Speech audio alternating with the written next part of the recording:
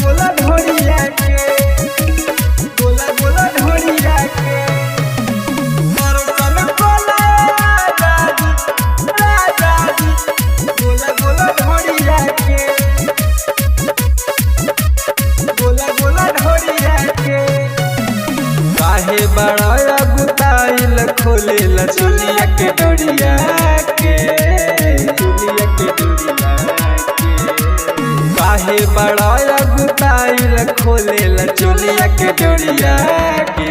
पहिले दर्शन कोला राजा जी हमारा गोला गोला ढोरिया के, पहिले दर्शन कोला राजा जी हमारा गोला गोला ढोरिया के, गोला गोला ढोरिया के, गोला गोला ढोरिया के दर्शन कोला राजा जी गोला गोला ढोरिया के, गोला गोला ढोरिया के। ढोरिए से राजा जी वही करो शुरुआत हो, बाद में जो बनावा को फेर लीहो हाथ हो, फेर लीहो हाथ हो। ढोरिए से राजा जी वही करो शुरुआत हो, बाद में जो बनावा को फेर लीहो हाथ हो। ऊपर से माजा ले लए राजा खोला न सरिया के, ऊपर से माजा ले लए राजा खोला न सरिया के।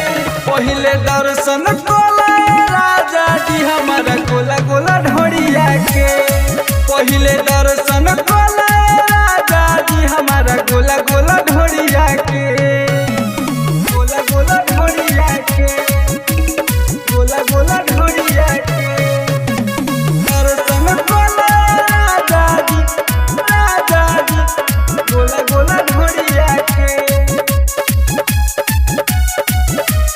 गोला गोला ढोरिया के।